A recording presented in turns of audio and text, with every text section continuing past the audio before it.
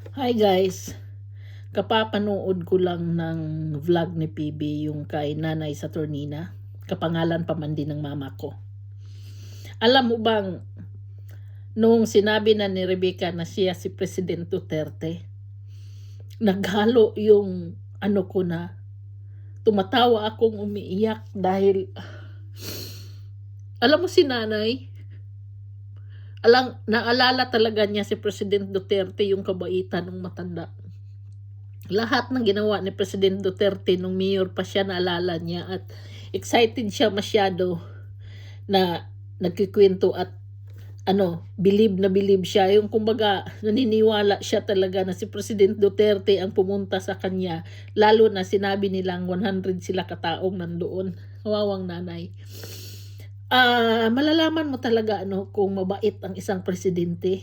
Kung sa matagal ng panahon naalala ka pa ng mga tao. Ang alam mo, habang nanonood ako kay Rebecca nagbibiro, palagi kong nananalangin, sabi ko, Lord, wag sana siyang magkamaling sabihin na si President Duterte nandoon sa Hague. Kasi baka iiyak yung matanda at yun pa yung dahilan na magkaroon ng, alam mo yun, yung matanda kasi, lalo na mahal niya si President Duterte. Tapos malaman niya na nandoon pala sa Hague at napriso. Delikado yun sa health ng matanda. So sabi ko, naku, huwag ka talagang, Rebecca, magkamali na sabihin mong si Tatay Digong na preso sa Hague, kinidnap o ganun, kasi baka magsentimento yung matanda. Yun talaga, parang hinihold ko yung hininga ko. Sabi ko, sana walang sa inyo magkamali na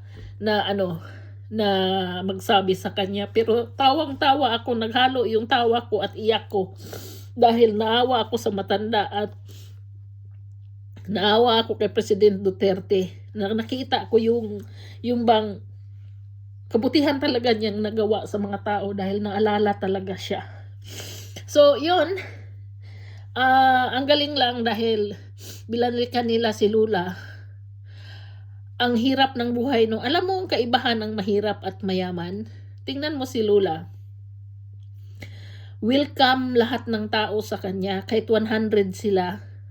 Sasabihin niya, tuloy kayo dahil mahirap na magkasakit, maulanan pa kayo. Tuloy kayong lahat. Imagine ka kung ang 100 people tutuloy doon sa barong-barong niya.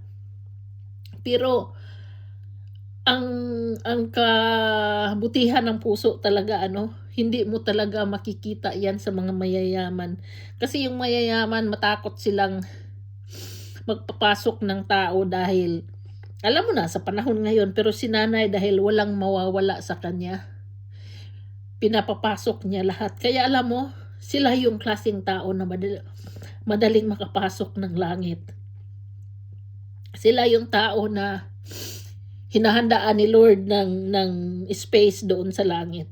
Kaya sige lang Nay, ganyan ang buhay.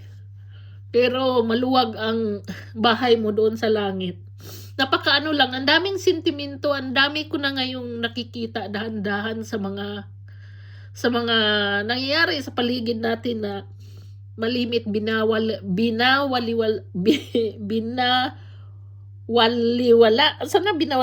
natin. At yung dahil tayo sanay tayo sa we're asking for more, we're asking for convenient, we're asking for anything na hindi tayo ma-disturbo. Pero may ibang mga tao na okay na sa kanila na makakain kahit isang bisis sa isang araw. Kaya thank you PB and team for bringing the blessings to Lula Saturnina or Nanay Saturnina. She reminded me of my mom because of her name. At napakaano lang ng puso niya dahil wala naman talagang mawawala sa kanya kung yun talaga ang sinabi ng Diyos na madali niyang papasukin yung mga mahihirap sa langit dahil hindi takot na isurrender yung buong pagkatao dahil nga walang mawawala sa kanila. Tayong mga taong meron ng narating, tayo ang mahirapan pumunta ng langit dahil maraming requirements si Lord sa atin.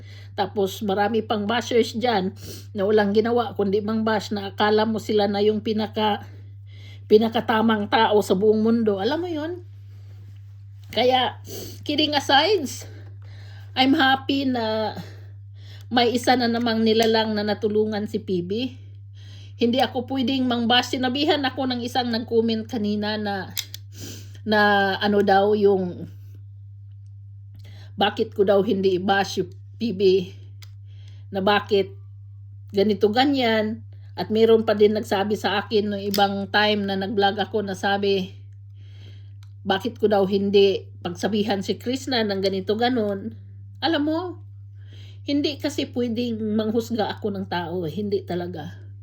Dahil huhusgahan din ako ng Diyos pagdating ng araw. Kaya hindi pwedeng manghusga ng kapwa dahil lang sa katayuan ng isang tao. But rest assured na na-appreciate ko yung ginawa ni PB dahil the world is a better place because of them. Sa mga taong tumutulong, sa mga taong may puso para tulungan ang mga nangangailangan. At tama yung ginagawa nila na yung mga hindi naabot ng gobyerno, yun ang pinupuntahan nila para man lang makatikim ng tulong dahil sobra na nilang layo at nahirapan ng abutin yung gobyerno.